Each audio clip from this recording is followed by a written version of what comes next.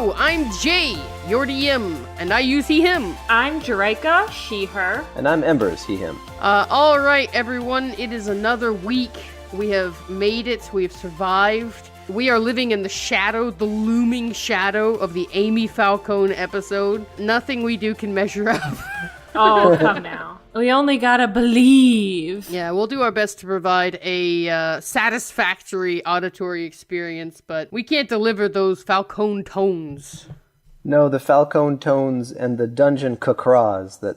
We can yell "cacraw" at the top of our lungs again. Absolutely. It's okay. But we might as well start off with something really fun and exciting. So I thought, why not start with dying? I believe, Embers, you had a dungeon crawl that revolved around going over the history of death. I mean, it's topical. So, it is. Yeah. It is. There's been a lot of talk about this. Yeah, dying in Dungeons and Dragons happens. Yeah, it seems to have come up a lot lately.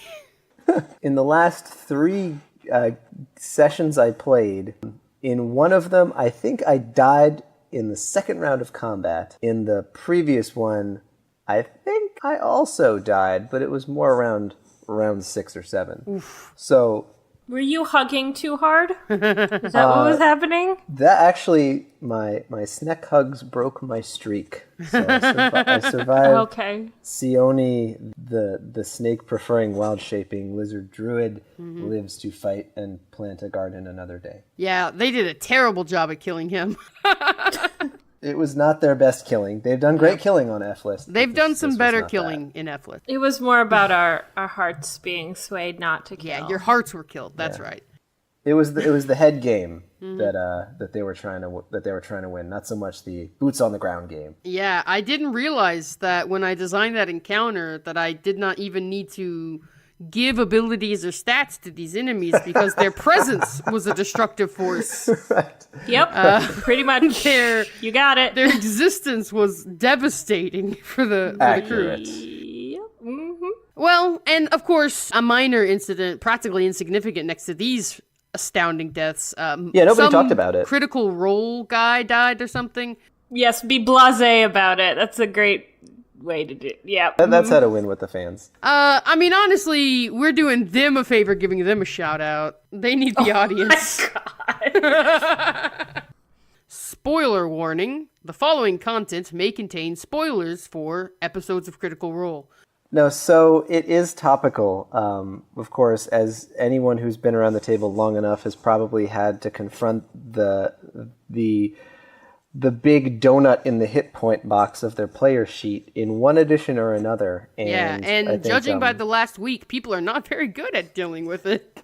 It's hard, and I think that when you have shows, which is really, of course, one of the big impetuses for this conversation, such as Critical Role, where people have been following characters for years, if you go back to the origination of the show, this particular Molly Mock's death seems to have struck a particular chord, and I think they're very interesting and valid reasons why. I do think it's interesting to track the course of player death over the editions of D&D. And of course, there are other RPGs and TTRPGs that do death differently, but Dungeons and Dragons is probably, and I have no math to back this up, probably where most PCs have been slaughtered.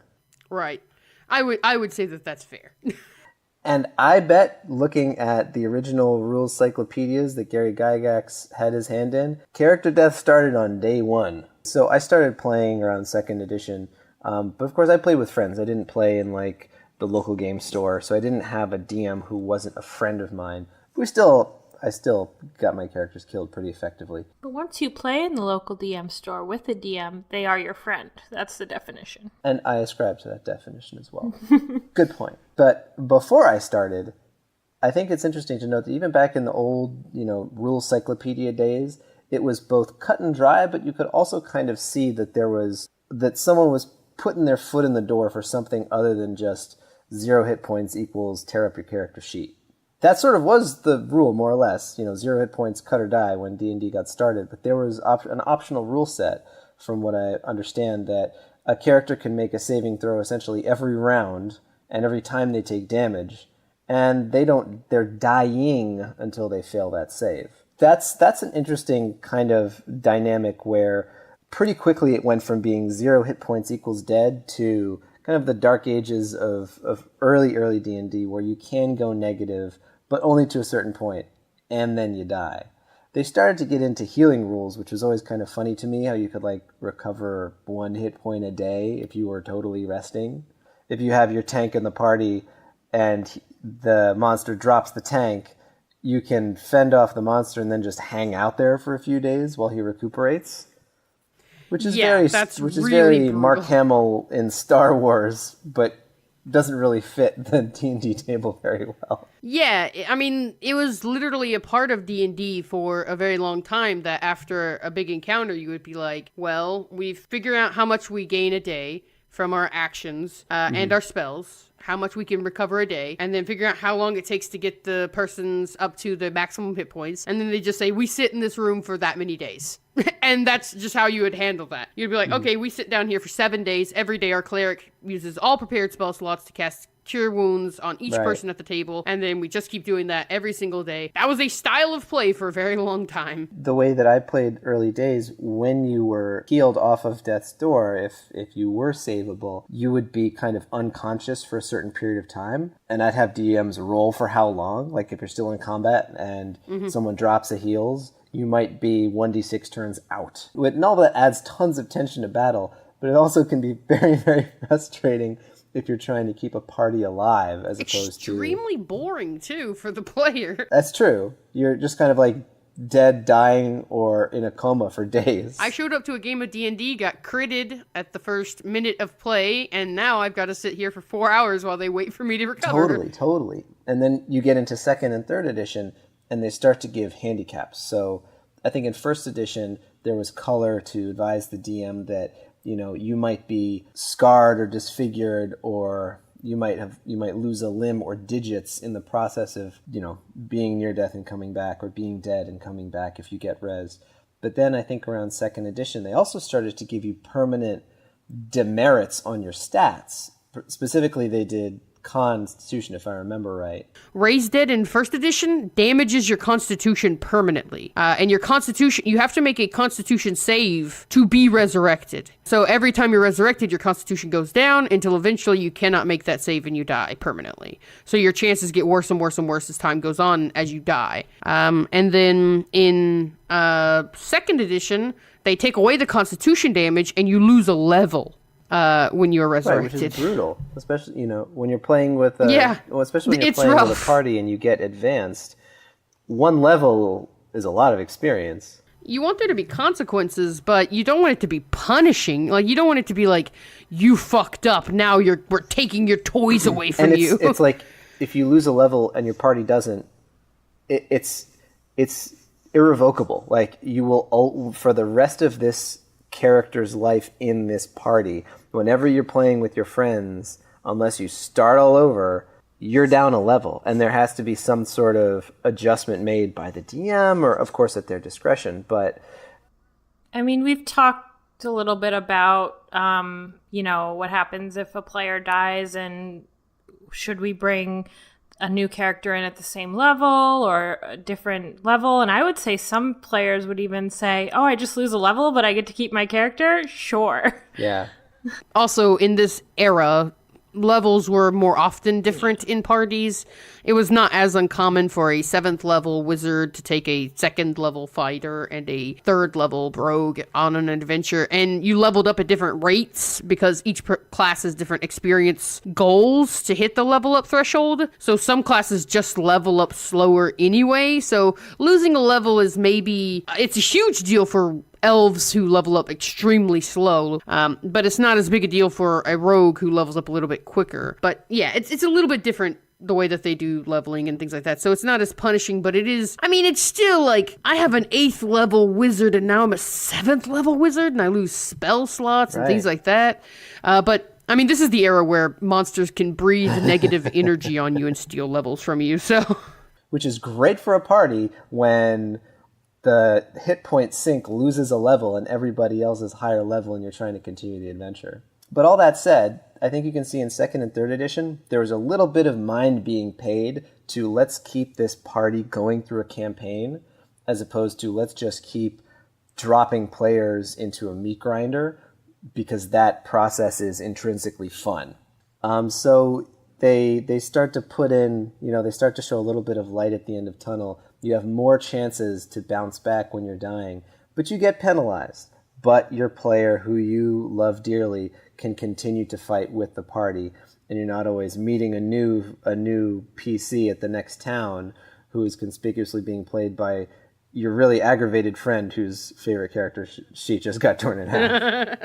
And it's very interesting that in 2nd edition they remove the saving throws, but they keep the -10 to 1, the 0 to -10 range. So they get rid of the saving throws entirely, and now it's just your health points reduce every round until somebody heals you and stabilizes you. But if you get hit by a hit greater than -10, like if say you get hit by a hit that kills you by 15 points of damage, then you're just dead.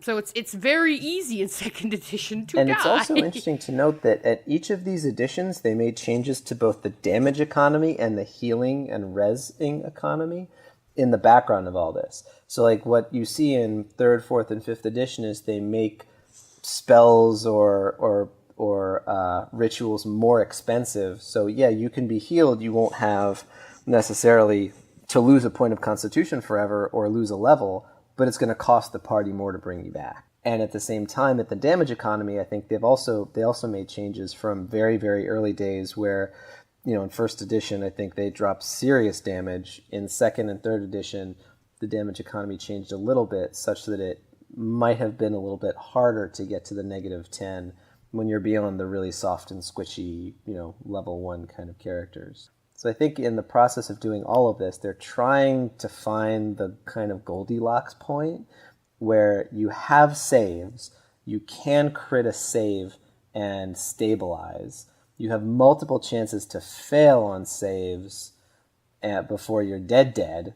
And instead of being 0 hit points or -10 hit points, maybe it's negative half your hit points, like in 4th edition. So I think that there's so much attention being paid to fine-tune death in this game, and I think that's relevant to any other tabletop game, to give you that mortality fear, right? Because if you just walk through every piece of your campaign as godlike, unkillable party, it does take a little bit of sweat off your brow when you're making high-risk decisions. Like if you don't have the real risk of real permanent repercussions in game for the decisions you're making, it takes a little bit of the magic out of the game. I could argue. Fair. I mean, there's certainly something to be said for allowing there to be real and present danger. I don't think it's necessary for every game. It's not always going to be required that there's always real and present danger for everyone. But I think that in a general sense, most tables want there to be a sense that there's some risk for the adventures that they're going on. Otherwise, there's not a sense of accomplishment when you achieve something if there was no risk along the way. But that varies according to your group, and you want to talk about that kind of stuff in your session 0. That's a very good point. It's a very good point.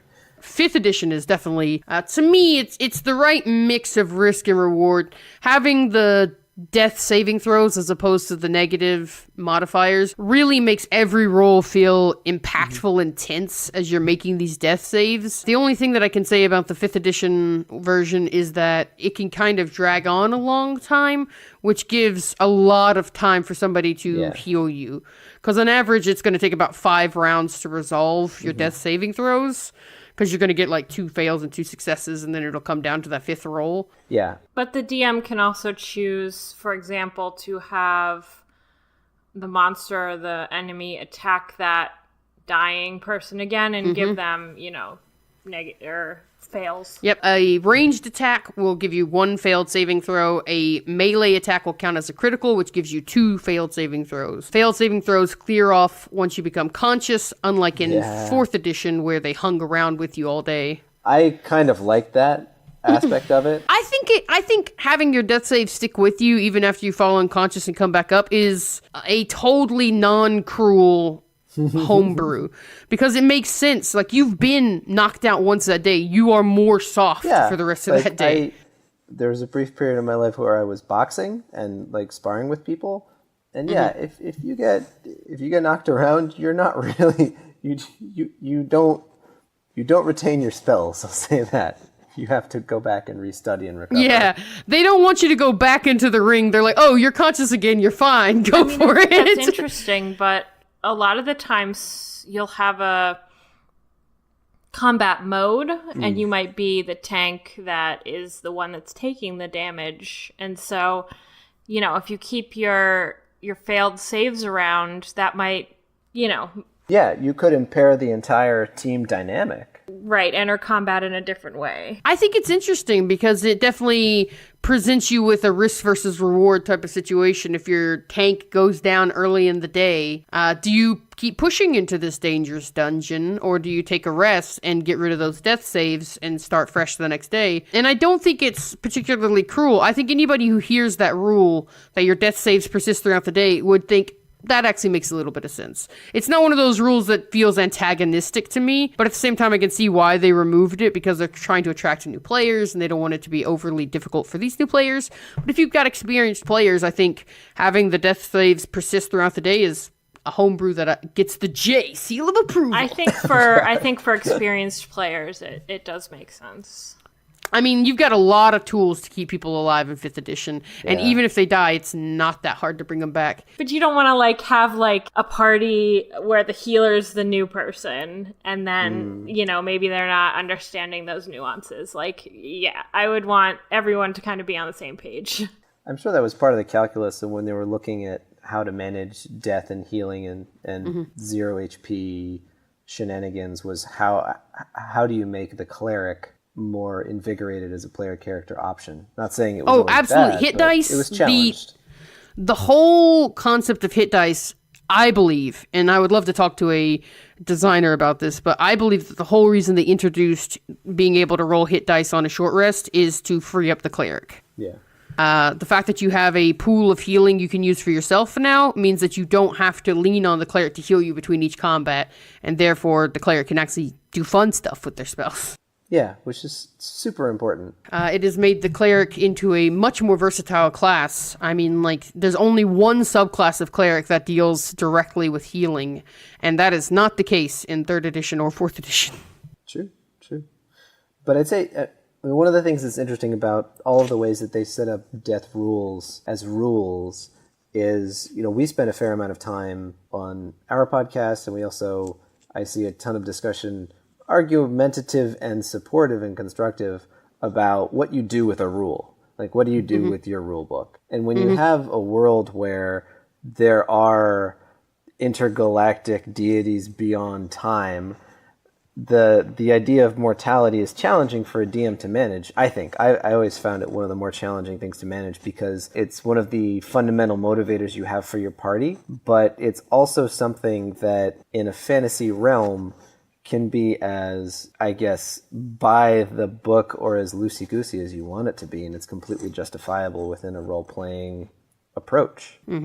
But we will be talking more about death here in just a moment. I believe that this introduction to the history of death has been sufficient. Yes. Don't worry. Plenty more death to talk about.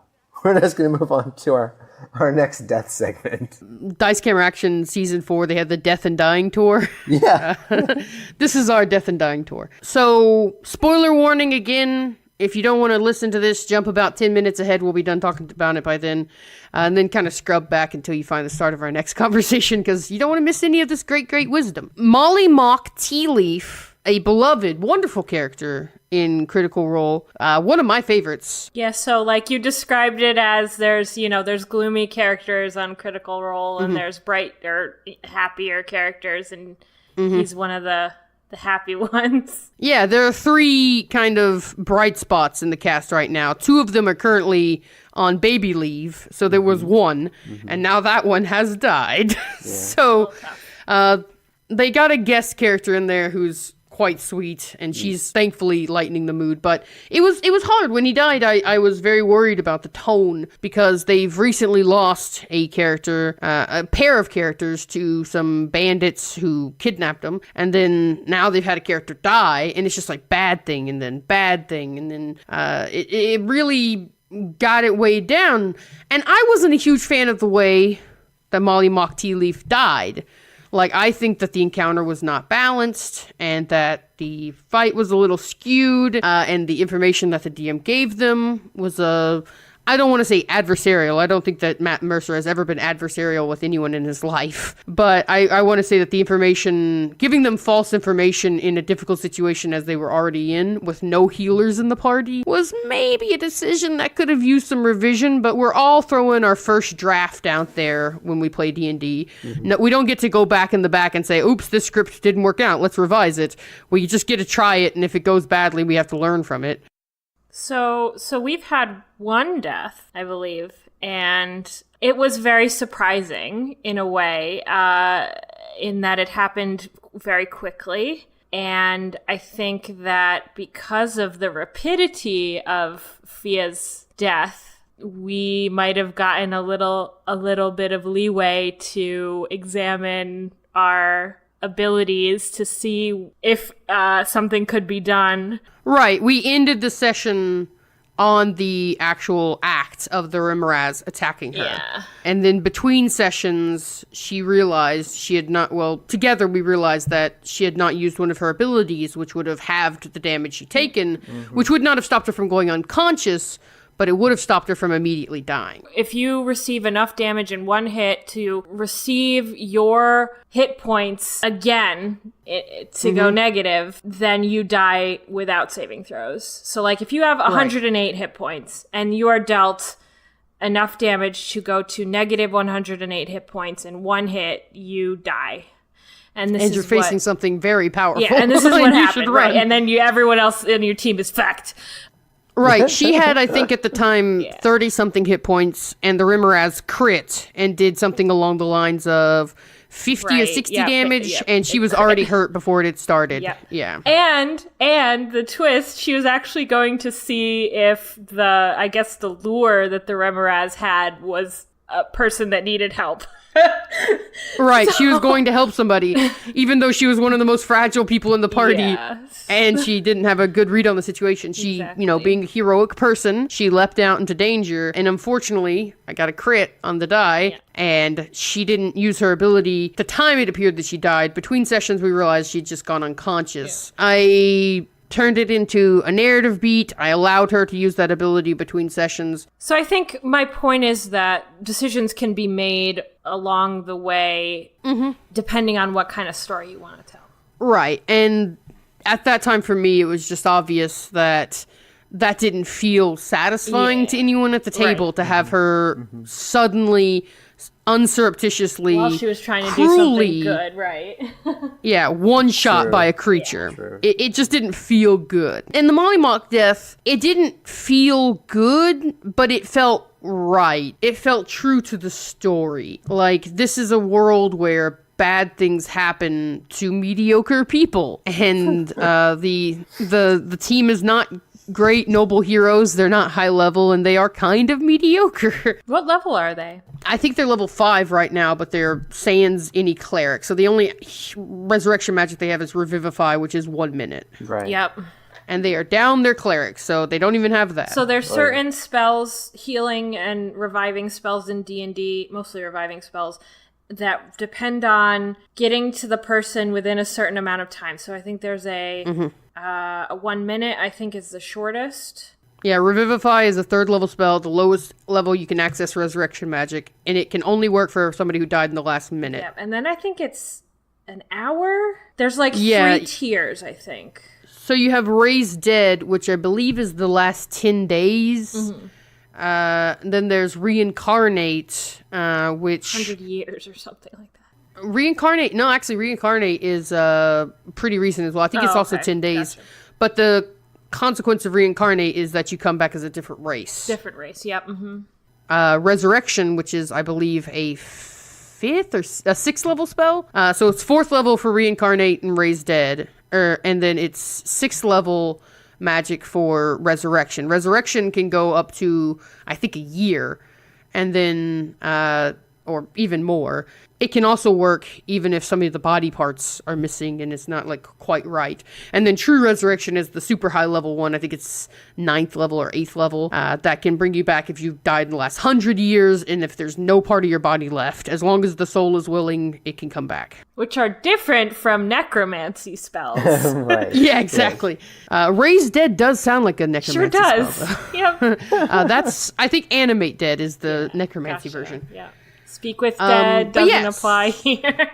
Well, actually, it could. But yeah, I just wanted to say, though, I think the encounter was not 100% fair. But that being said, I do not think that Matt did anything wrong, and he definitely shouldn't have got the kind of BS on Twitter that he did. People were very unable to accept this event, but this kind of stuff happens in D&D. Sometimes the DM goofs the challenge rating a little bit. Sometimes a crit happens when you don't expect it to, and it swings the battle one way. Sometimes you don't have a healer in your party, and you forget that fact, and you give the opposing team 2 healers, and suddenly they're doing a lot better than you ever wanted them to do. And this kind of stuff happens, and in D&D, we all kind of sign up for that. Nobody's perfect. I didn't go into our Underdark session thinking that Shorl was gonna die, but she did. Yeah. So, you know. And sometimes narrative deaths happen like that, yeah. They made a very big decision, and there was a very big price, and nobody was maybe fully ready, but by the time that it happened, I had made sure that everybody kind of knew that there was a big decision to make. Some very specific language being used. Yeah, like, what do you want to say to your brother? Yeah, exactly. Before you go. What was it? It was like, yep, he was like, I love you, sister. And I was like, yep.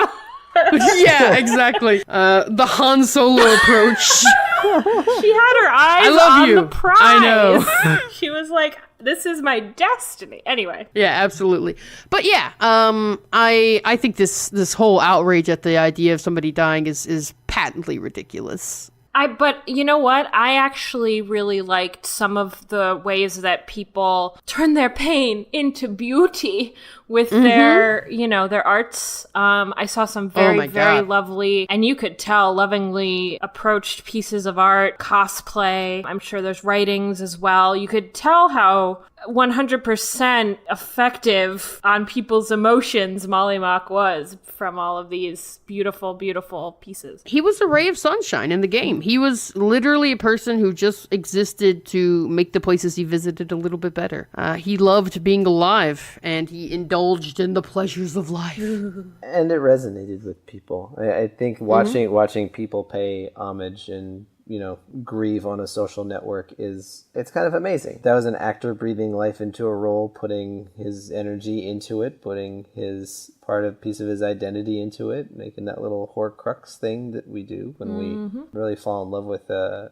character we create, and it hit people. Yeah. It moved people. And I think that as angry as or as pained as we might feel when something like that happens, I think we're probably better people for feeling what we feel when it does. I thought it was almost telling. So D&D Beyond put up an interview with Taliesin Jaffe after, I think it was either the same day or the day after, that they had recorded before it happened. So Taliesin wasn't aware that, that things were going to happen. And just the way he talks about Molly and he talks about his other experiences with other characters, it almost made it even more poignant. I agree. I think that for people who are going through something unpleasant, like a character they really like and identify with dying suddenly on camera, there is a natural inclination to get frustrated and angry. And I was frustrated and angry in the moment. I was on the Discord just going, gosh, can't believe they said the 3rd level spell, blah, blah, blah,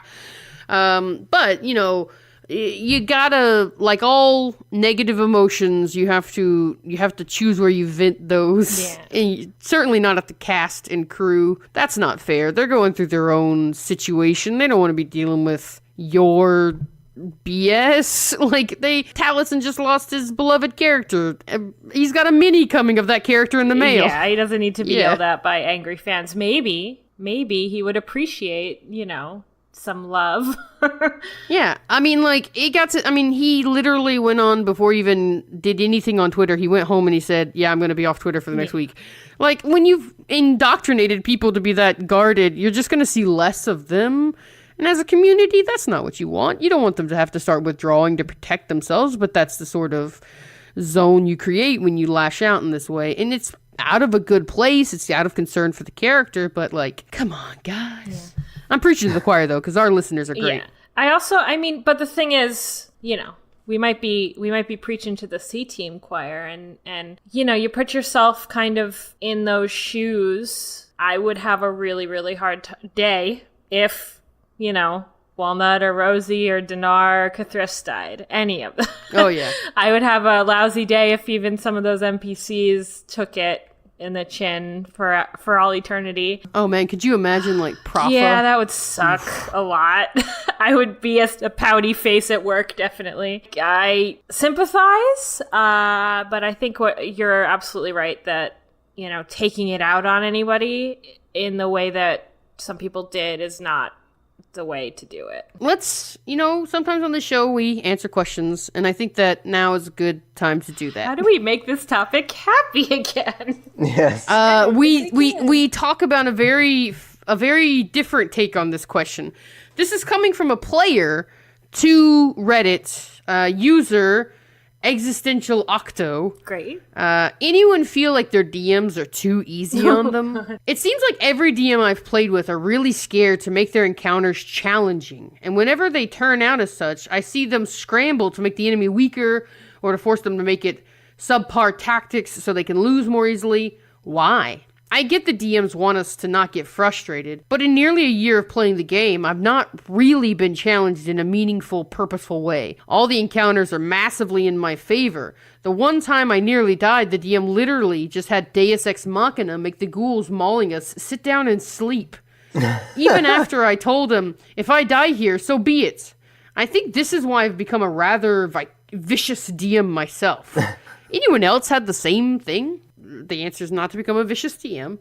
It sounds like player DM mismatch. Like maybe you guys have different expectations out of your game that you need to hammer out. Like you might like a really challenging game, but you might find your other players at your table don't want every encounter to be life or death stress.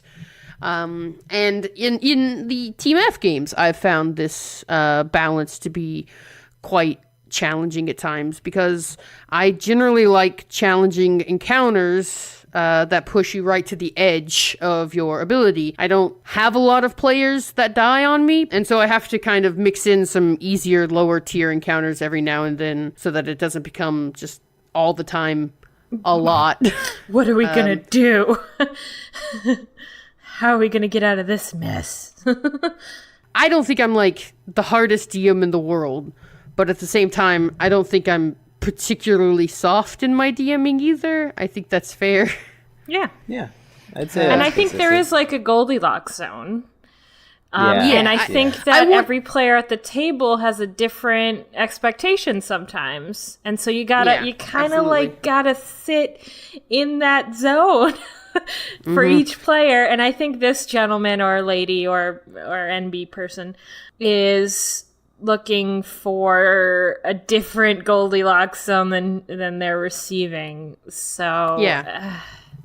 General advice though for any DMs out there: you want your enemies to be able to take about a third of the party's hit points every round, and then that accounts for healing and things like that. Then you can keep the threat up because they're always in danger of going down, but they're never actually going down like in one round every round. So it gives them a little time to react, and then if they don't react, then you can start taking people down. And there are, in the rules for making encounters, there's levels, right? So there's easy, medium, hard, deadly. And deadly doesn't necessarily mean what you think it means. It means it will force there will be at least one character that goes down in this fight. Like that's the goal even.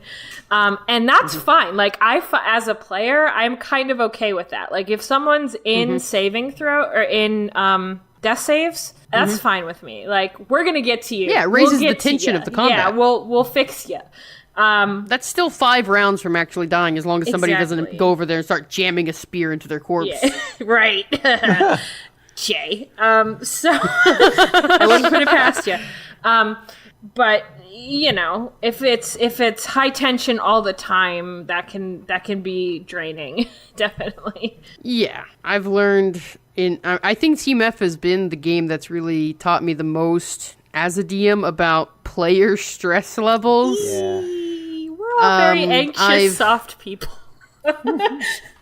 We'll tell you exactly what we think. I've had to manage stress levels a lot more in this game than I have in previous games, and it's helped me as a DM to learn how to do it properly.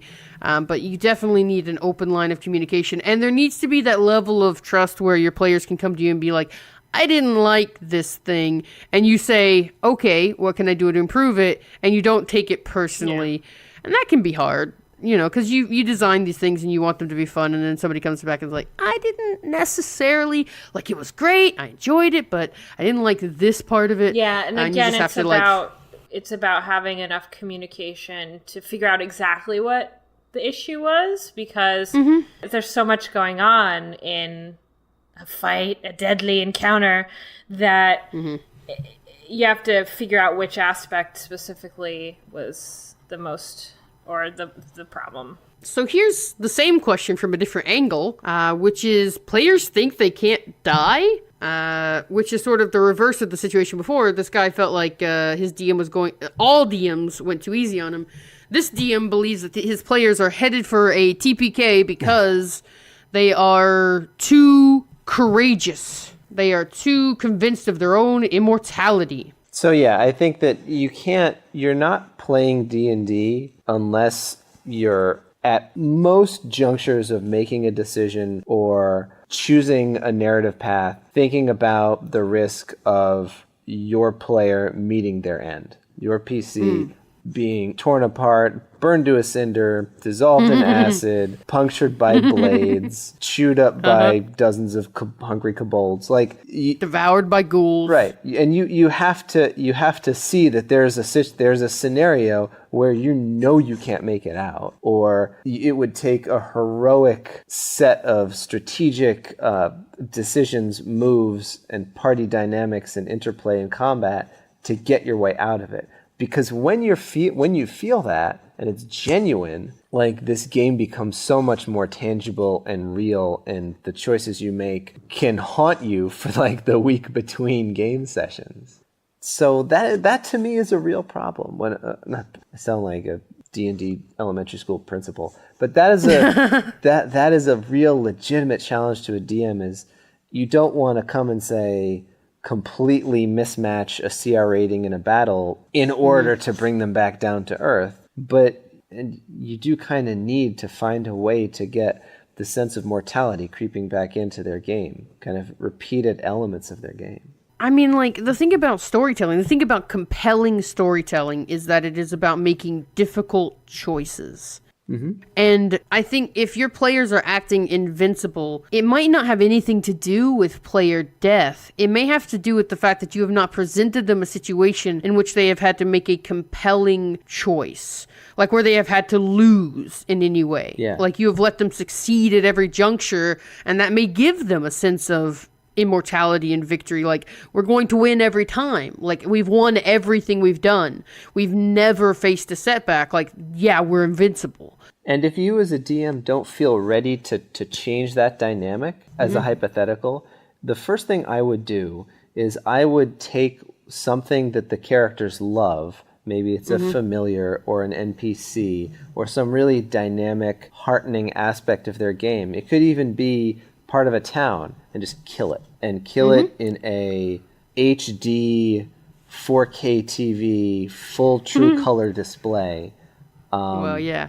Because you got to give it the gravity. Yeah. Because I think that has to be a part of the world. The world. Yeah, I mean, even if it's not death, even if it's not gore or violence, there have to be stakes. There has to be something at stake. Right, it could even be loss in the sense of somebody got kidnapped or somebody got taken away by their mother and now you can't see, your friend anymore, or somebody moved away. It's all that kind of stuff where you had the interaction ability and now you don't, kind of thing. Yeah, and that's what it is. It's the perfect word. It's not player death, it's not character death, but it's the sense of loss, and that can be anything, but there has to be something in the player's game that they care about. I've seen sort of the psychological change in Haley. Yep. Since she's gotten a pet, two pets, a pet. Yep. And you can see how scared she is to lose Avril in the ways that she talks about Avril. And just the suggestion that it might happen can be enough for some players like me. Yeah, I mean, it can be as simple as your players think they can't die. Let them see an NPC die. Yeah. Have them enter a town and this new villain for their next arc does something atrocious. Maybe it doesn't have to be graphic. It doesn't have to be just, they don't even have to see it. They can just hear about it from a person in town. They can go up to an old lady in town and she can be like, oh, yes, don't go into the town center. They're cleaning up. Yeah. Cleaning up from what? Oh, they just did some hangings out there of rebels. Yeah. And then that's enough. Now your players are like, oh, shit, they just hung people? Like, people are dying? And then, they may still be like, oh, well, those were NPCs. Those aren't, like, player characters like me. And then, oh, maybe it was somebody that they met before. Somebody that they know is strong. You know what's interesting to me? The growing concept that Chris Perkins has put into his Dice Camera Action game of the Waterdeep police and the laws.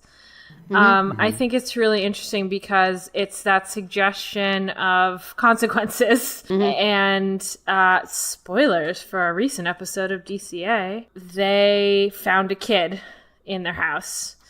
And Chris suggested, I believe it was out of game, that there's a high consequences for kidnapping, maybe even more than you might expect in Waterdeep. Yeah, and especially if it's a construct who does it. Like, he's just a robot boy. They would gladly destroy a construct. Yeah, oh yeah. So like even, right. And then so you're putting this consequence of what it was going to happen in result of the kidnapping, and also could it affect your thing that you've built a relationship with over many, many episodes. So I thought that was really interesting. Anyway, some laws, consequences. Yeah. Don't do bad things. Yeah. Establish a outside force that is more powerful than your players. Yeah. Something that they know they cannot oppose. Mercy killers, for example. Yeah. Present them with town guard that are not level 1. Yeah, there you go. Again, to go back to our game, but with Team F, they didn't want to kill those other players because those were real players who were playing those characters, and it changed the whole tenor of the conversation. If it had been NPCs, I don't know that the group would have broke down in the way it did. It's an interesting question that keeps me up at night. Yeah. Like, I don't know if my players would have had as much trouble defeating a group of NPCs that I'd just thrown together as they did fighting a group of people that they like in real life, playing people who... And again, I had designed the whole encounter to be morally gray. Like, I'd set out from the start that, like, they were being sent to kill a group that was just like them. So it was the whole encounter was designed that they had to make a choice. To be good or to be evil. Well, not necessarily evil, but I told them earlier they were the Furies. They were Omen's sword against those who betrayed Ak Inc. Even in the moment, the reason that they had a big fight over it was because there were huge stakes, like their membership at Ak Inc. Will they get a hit squad sent after them next? Like, what happens to their group? Like, what happens to this encounter? On the other side of that scale was the lives of innocent people. And they chose the lives of the innocent, quotation marks, people. And, that was their decision, and it was a very big moment for them. But it was only because there were stakes on both sides that they could make that choice, and they had to make a sacrifice to get a gain. And we'll see how that works out for them. But yeah, so insert stakes. And the stakes you insert teach your players things. It's a more you know situation. I think everybody in the F list is learning things about themselves now. Especially about Bert. Like, I would not have expected Bert would go out on such a limb for strangers. Yeah, it's interesting. I think he was swayed by the snake hug. Like, I'm pretty sure he's a man who lives in the moment, and he was feeling real good at the moment. Exactly. So he's like, no. It was a very warm, all-encompassing embrace. Yeah. Sneaky. Last thing I want to discuss before we sign off today, and this one will be quick. Yeah. I just thought there's a question out here that I really enjoy, and it was, can we start a support group for DMs that unintentionally kill PCs? Sure. Why not? First session in, final boss encounter, half-rat, necrotic priest. All dandy up until this point. Our bard gets hit by a blast. No worries. I roll 3d6, all sixes. 18 damage. He had 9 max HP. Shit. Instantly killed. You gotta respect the dice, but I feel I should have never allowed a creature to hit that kind of damage at level 1. Wow. Well, first of all, you've entered into a place of maximum comfort and acceptance. Welcome, friend. This is the DM safe place. No judgments. Yeah, you can listen to this after any TPK. We'll gladly support you in this hour of need. You're okay. You do you. You miscalculated the CR, your players ran into a situation they knew was too dangerous for them, or perhaps you scored a critical hit at an inopportune time. Perhaps the party was split, and 4 were going one way, and 1 decided to get down and dirty with the frogmen. Well, there you go. It's happened to all of us at one time or another who DM long enough. Eventually, we goof the CR. Eventually something goes out of hand. Not always our fault. Maybe not even your fault. But even if it is, no judgment here. You're in a safe place. You're just doing your best. Yeah, you did your best. You know, you gave everybody a good time. Or you will next session. Yeah. Always remember that, they may be dead, but you're still alive. Mm-hmm.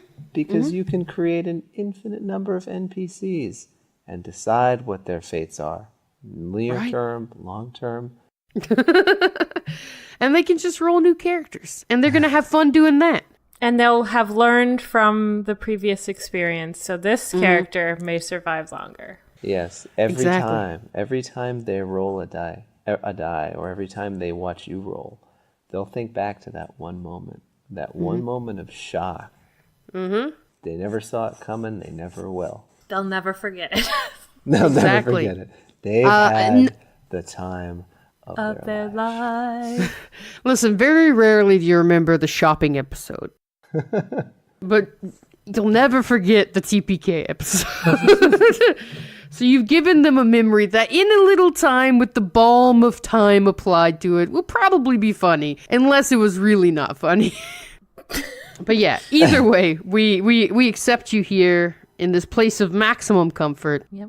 You are forgiven. We absolve you. Yes. The Pope of D&D absolves you of your sins. You need to change your branding now, man. No, all 3 of us are the Pope. We're the trifecta. See. Oh, okay. I would say the mantle of endless omniscience and all-reaching power will weigh heavily. It's not an easy thing to wield, and you'll always feel like you should be doing something different or better, especially if a player or players' characters die. And just as the players are learning, the DMs are learning as well. You're not born the perfect DM. Does perfect and you don't DM die the perfect DM either. exist? Chris Perkins is maybe our Siddhartha, but who knows? Yeah, you're okay. It happens. Crit happens. Hashtag crit happens. Just as, just make it a moment like one of your favorite movies where a protagonist or a character important to them dies and it still motivates the story forward. Those characters don't get forgotten. they help to build a grander story. I'll say this, you can always append an inspirational coda to a negative moment in order to give it a much more positive feeling. So, for example, if your whole party wipes against some enemy, you may have a situation where another character sees this horrible slaughter, but maybe the enemy is so weakened from the battle, so damaged from your efforts against him, that other people overcome this enemy and they rally together. The village comes out with pitchforks and finishes them off. And even though you died, it was not in vain. The heroes of the city rose up and saved themselves. Something like that may change the mood of a TPK. With that, I think that we have reached the end of this particular journey. Can walk us out as Larry the Cable Guy. Sure. Absolutely. Absolutely not. So I will say thank you all so much for joining us in this episode. We would like to thank Vince Vept for the theme music called Never Stand Alone. We'd also like to thank the incredible, talented streamer extraordinaire Amy T. Falcone for all our social branding and our adorable little chibi heads. Without you, we'd be faceless ghouls. So thank you. Also, if you like what we do, we would love a rating. Give us a little star love on iTunes or wherever you consume these podcasts. And keep up with the questions. Tweet us at InsightCheckPod and reach out to us online. So we're now on Stitcher. Yay. And on Stitcher, which is much less scary than it sounds, at least to me. It's a delightful podcast service where you can find many podcasts you might enjoy. 2 thumbs way, way, way up. So answering your cues from our collective A's. This was Insight Check.